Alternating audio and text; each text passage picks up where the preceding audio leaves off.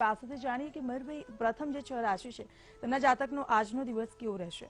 વાત કરીએ રાશિ મંડળની પ્રથમ રાશિ મેષ રાશિના જાતકો વિશે।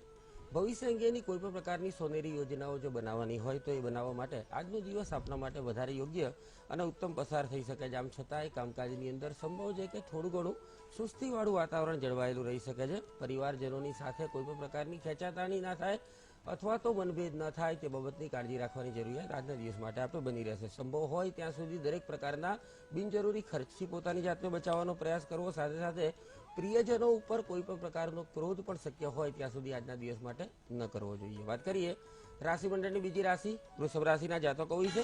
ધન પ્રાપ્તિના યોગો ચોક્કસ આપણી કુંડળી મુજબ આજના દિવસ માટે ખૂબ જ પ્રબળ બની રહ્યા છે। પરિવારની અંદર એક શાંતિપૂર્ણ વાતાવરણ જળવાયેલું રહી શકે છે, પરંતુ સ્વાસ્થ્ય સંબંધિત બાબતો માટે દિવસ થોડો ઘણો નકારાત્મક પુરવાર થઈ શકે છે, એટલે પોતાના તબિયતની વિશિષ્ટ પ્રકારે આપણે કાળજી રાખવાની જરૂરિયાત બની રહી છે। જો લાંબા સમયથી કોઈ પણ પ્રકારના કામકાજના બોજથી આપ ઘેરાયેલા હોય તેમાંથી મુક્તિ મેળવવા માટે આજનો દિવસ આપનો શ્રેષ્ઠ પસાર થાય તેવી શક્યતાઓ ગણી શકાય। વાત કરીએ રાશિ મંડળની ત્રીજી રાશિ મિથુન રાશિના જાતકો વિશે।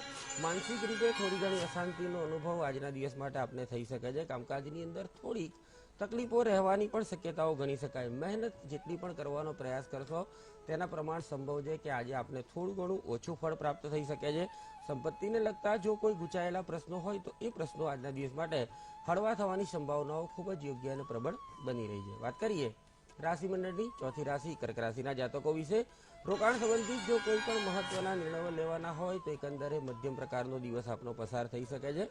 આપની સાથે સંકળાયેલા કોઈ પણ નજીકના સગા, સ્નેહી અથવા તો મિત્ર બંધુઓ દ્વારા આપને ઉત્તમ માત્રાની અંદર સાથ સહયોગ અને સહકારની પણ પ્રાપ્તિ થઈ શકશે, પરંતુ દરેક પ્રકારની નાણાકીય લેવડ દેવડ ખૂબ જ કાળજીપૂર્વક કરવાની આજના દિવસ માટે આપને સલાહ છે। વ્યવસાયિક ક્ષેત્રો સાથે સંકળાયેલા જાતકો માટે આવક પ્રાપ્તિના કોઈ નવીન પ્રકારના દ્વારો પણ આજના દિવસ માટે ખુલી શકે છે। આપના જે કોઈ પણ કાર્યો કરેલા હોય અથવા તો કરવા માંગતા હોય એવા તમામ કાર્યોની અંદર આજના દિવસ માટે ખૂબ જ સારી સફળતાઓની પ્રાપ્તિ આપને થઈ શકે છે। વાત કરીએ રાશિ મંડળની પાંચમી રાશિ સિંહ રાશિના જાતકો વિશે। શેરબજાર કે અન્ય કોઈ પણ પ્રકારની સટ્ટાકીય પ્રવૃત્તિ સાથે જો આપ સંકળાયેલા હોય તો આજનો દિવસ આપના માટે વધુ યોગ્ય અને લાભકારી પસાર થઈ શકે છે। ધીરજથી કામકાજની શરૂઆત કરવાનો પ્રયાસ કરવો જોઈએ। આપણે કામકાજની અંદર વધુ સારા લાભની પણ પ્રાપ્તિ થઈ શકે છે। જો કોઈ પણ પ્રકારના પ્રેમ સંબંધોથી આપ રહેલા હોય, ઘેરાયેલા, તો એ પ્રેમ સંબંધોની અંદર કદાચ થોડો ઘણો તકલીફકારક આજનો દિવસ પસાર થઈ શકશે। મિત્રો સાથે કોઈ પણ પ્રકારનો મનભેદ અથવા તો મતભેદ ન થાય તે બાબતની કાળજી રાખવાની જરૂરિયાત પણ આજના દિવસ માટે બની રહી છે। વાત કરીએ રાશિ મંડળની છઠ્ઠી રાશિ કન્યા રાશિના જાતકો વિશે। અજાણ્યા કોઈ પણ વ્યક્તિ સાથે કરેલો વ્યવહાર કદાચ આજના દિવસ માટે આપણા માટે થોડો ઘણો નુકસાનકારક પુરવાર થઈ શકે છે, એટલે ખૂબ જ સાચવીને આવા વ્યવહારો કરવાની આજે આપને સલાહ છે। કામકાજની અંદર આવકોની અંદર ખૂબ જ સારી વૃદ્ધિ થઈ શકશે। દરેક કામકાજ જે હાથમાં લીધેલું હોય એમાં પરિવારજનોનો ભરપૂર માત્રાની અંદર સાથ, સહયોગ અને સહકાર પણ આપને પ્રાપ્ત થઈ શકશે। અકારણ કોઈ પણ પ્રકારની ચિંતાઓના કારણે આપનું બનેલું કાર્ય કોઈ બગડી ન જાય તે બાબતની કાળજી રાખવાની જરૂરિયાત આજના દિવસ માટે બની રહેશે। આજે નવરાત્રીનું નોરતું છે, ખાસ કરીને વાત કરીએ તો આપણી પાસે લગ્નને લઈને કેટલીક સમસ્યાઓ આવતી હોય છે। લગ્ન જીવનમાં જો સમસ્યાઓ આવતી હોય તો આ સમય દરમિયાન કયા પ્રકારના ઉપાયો કરવા જોઈએ? ચોક્કસ કાલે પણ વાત કરી હતી। માં ભગવતીનું જે છઠ્ઠું સ્વરૂપ છે એટલે કે કાત્યાયનીનું સ્વરૂપ, મહર્ષિ કાત્યાયનના ત્યાં જન્મ લેવાના કારણે કાત્યાયની નામ પડ્યું, અને માં ભગવતી કાત્યાયની એ શીઘ્ર વિવાહ માટે ખૂબ જ મહત્વનું કહેવાય છે। એટલા માટે ભગવાન એવું કહેવાય કે માં કાત્યાયનીનું જે સ્વરૂપ છે એટલે કે વ્રજની જે ગોપીઓ છે એ ગોપીઓએ પણ કૃષ્ણને પતિ સ્વરૂપે પામવા માટે માં ભગવતી કાત્યાયનીની જ પૂજા કરેલી, એટલે કાત્યાયની દેવી એ વ્રજ મંડળના પણ અધિષ્ઠાતૃ દેવી છે। એટલે જે કોઈ પણ વ્યક્તિઓને લગ્નની અંદર વિલંબ થતો હોય એવી વ્યક્તિઓએ હંમેશા માં ભગવતી કાત્યાયનીના સ્વરૂપનું પૂજન કરવાનો પ્રયાસ કરવો જોઈએ। જો એ કરવામાં આવે તો ચોક્કસ ઉત્તમ પ્રકારના ફળોની પણ પ્રાપ્તિ થાય અને શીઘ્ર લગ્ન યોગ પણ પ્રાપ્ત થઈ શકતો હોય છે। આપણી પાસે પત્ર પણ આવ્યા છે, બાકીના રાશિના જાતકનો કેવું રહેશે દિવસથી જાણીશું। પહેલા પત્ર પર નજર કરીએ। નામ છે તેમનું લલિત કુમાર। તેમણે તેમના બાળક માટે પૂછવા માટે પત્ર લખ્યો છે। તેમના બાળકનું નામ છે ધ્રુમિત। તેનો જન્મ સમય છે 25/7/2018 રાત્રે 11:30 વાગે અને બુધવાર આવે છે। ગામ છે કડવાસણ। તેમના બાળકનું આગળનું ભવિષ્ય કેવું રહેશે? 2018ની સાલમાં હમણાં 2-3 મહિના પહેલા જન્મ થયો છે। ભવિષ્ય અંગેનો પ્રશ્ન છે। જો કુંડળીની વાત કરવામાં આવે તો મીન લગ્નની કુંડળી બની રહી છે। હંમેશા ત્રિકોણના અધિપતિઓ ખૂબ જ મહત્વના હોય છે, એટલે કે પ્રથમ ભાવ, પંચમ ભાવ અને નવમ ભાવ જો આ ભાવ સંબંધિત ગ્રહોની સ્થિતિ કુંડળીમાં બળવાન થતી હોય, યોગ્ય પ્રકારની દશાઓ ચાલતી હોય જીવનમાં, તો ચોક્કસ ઉત્તમ પ્રકારનો સમય પસાર થતો જ હોય છે. મીન લગ્નની કુંડળી છે એની અંદર લગ્નેશ તરીકે ગુરુની સ્થિતિ અષ્ટમ ભાવની અંદર, એટલે 12 વર્ષની ઉંમર સુધી બાલારીશ પ્રકારનો યોગ ગણી શકાય. બાળપણમાં આરોગ્ય થોડું ઘણું નબળું રહે, વિશેષ પ્રકારે કાળજી રાખવાની જરૂરિયાત બની રહે. શુક્રની મહાદશામાં જન્મ થયો છે, એટલે શુક્ર એ ક્યારેય મીન લગ્નમાં વધુ સારા ફળો નથી આપતો. એટલે શરૂઆતનો સમયગાળો મધ્યમ પ્રસાર થશે, પરંતુ જેમ જેમ જાતકની ઉંમર મોટી થતી જશે એમ જીવનની અંદર વધુ સારી સફળતાઓની પ્રાપ્તિ થશે. ભવિષ્ય અંગે કોઈ પણ પ્રકારની ચિંતાની જરૂરિયાત મારી દ્રષ્ટિએ આ કુંડળીની અંદર નથી બની રહી. શનિ અને ચંદ્રનો વિષયોગ બની રહ્યો છે, તેમજ સૂર્ય અને રાહુનો ગ્રહણ યોગ બની રહ્યો છે. આ બંને અશુભ દોષોનું યોગ્ય પ્રકારે નિવારાવાથી પણ જીવનમાં સારી એવી સફળતાઓની પ્રાપ્તિ કરી શકાશે. અન્ય એક પત્ર આવ્યો છે, નામ છે કાજલબેન ખલાસ. તેમની જન્મ તારીખ છે 30/8/1993. જન્મ સમય છે રાત્રે 8:30 જન્મ સ્થળ છે ધીણોજ.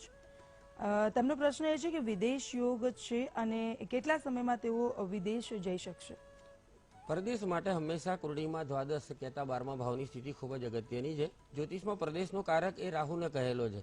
મીન લગ્નની જ કુંડળી છે. આ કુંડળીની અંદર જો વાત કરવામાં આવે તો લગ્નેશ તરીકે ગુરુની સ્થિતિ કુંડળીની અંદર સપ્તમ ભાવની અંદર બની રહી છે. 12મા ભાવના અધિપતિ તરીકે શનિની સ્થિતિ ત્યાં જ છે, એટલે પરદેશ તો ચોક્કસ જઈ શકાશે, પરંતુ ખૂબ જ સંઘર્ષના અંતે આપણે મહેનત વધુ પડતી કરવી પડશે. વધુ મહેનત કરશો તો સફળતાઓની પ્રાપ્તિ થશે, પરંતુ નજીકના સમયગાળામાં મારી દ્રષ્ટિએ ક્યાંય પરદેશ યોગ આ કુંડળીની અંદર પ્રબળ નથી બની રહ્યો. કદાચ 2019ના મધ્ય પછીનો જે સમયગાળો છે એ સમયગાળાની અંદર પરદેશ જવા સંબંધિત જો આપ મહત્વના નિર્ણયો લેવાનો પ્રયાસ કરો તો કદાચ સારી એવી સફળતાઓની પ્રાપ્તિ થશે. પરદેશમાં ગયા પછી પણ ત્યાં ખૂબ જ ઇઝી છે એવું માનવાની જરૂરિયાત નથી. ત્યાં પણ શરૂઆતનો સમયગાળો ખૂબ જ સંઘર્ષમય પસાર થશે અને ધીમે ધીમે સફળતાઓની પ્રાપ્તિ આ કુંડળી મુજબ મળી શકે છે.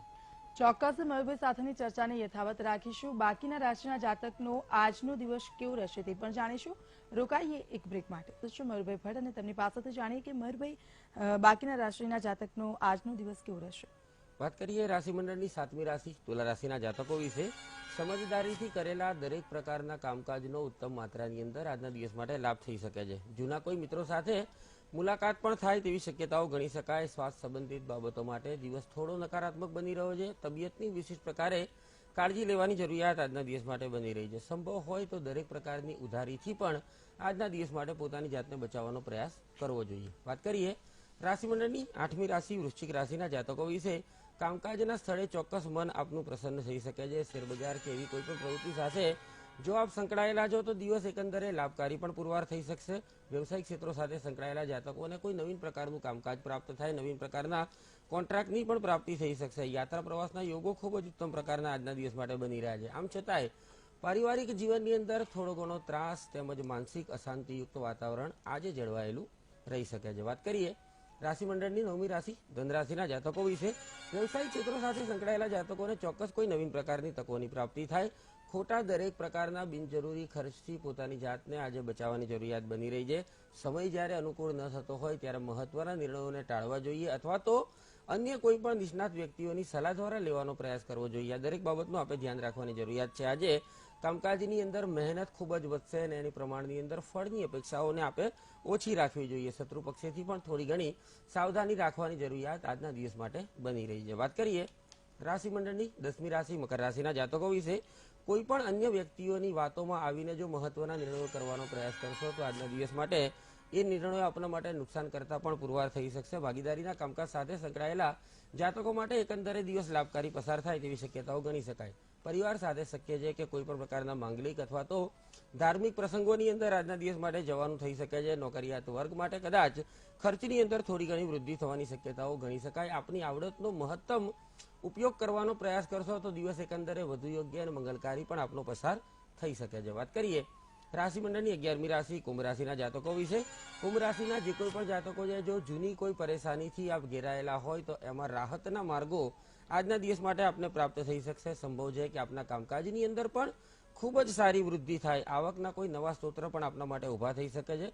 પરંતુ આ દરેક બાબતોનો મહત્તમ લાભ લેવા માટે પોતાના વ્યવસાયિક વાતોને ગુપ્ત રાખવી ખૂબ જ જરૂરી બની રહી છે. વ્યવસાયિક ક્ષેત્રો સાથે સંકળાયેલા જાતકોને પણ વ્યવસાય અને ઘર પરિવાર બંનેની વચ્ચે તાલમેલ કરવો ખૂબ જ જરૂરી આજના દિવસ માટે ગણી શકાય. કારણ કે સંબંધીઓ દ્વારા પરેશાનીની સંભાવનાઓ આજના દિવસ માટે ખૂબ જ પ્રબળ બની રહી છે. વાત કરીએ રાશિ મંડળની અંતિમ રાશિ મીન રાશિના જાતકો વિશે પરિવારમાં કોઈ પણ વ્યક્તિઓની તબિયત અંગે સ્વાસ્થ્ય સંબંધિત બાબતોની અંદર થોડી ઘણી ચિંતાઓનો અનુભવ આપને થઈ શકશે.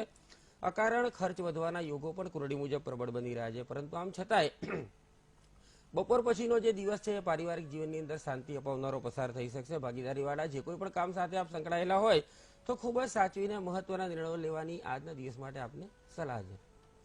આપણી પાસે એક પત્ર આવ્યો છે, તેના પર નજર કરીએ. જન્મ તારીખ છે 5/1992. તેમનો જન્મ સમય છે રાત્રે 11:30. જન્મ સ્થળ છે કલોલ. તેમનો એવો પ્રશ્ન છે કે લગ્નની વાતો આવે છે પરંતુ ક્યાંય મેળ પડતો નથી. લગ્ન સંબંધિત પ્રશ્ન છે. મકર લગ્નની કુંડળી છે. સામાન્ય રીતે સપ્તમ ભાવની સ્થિતિ ખૂબ જ મહત્વની બનતી છે.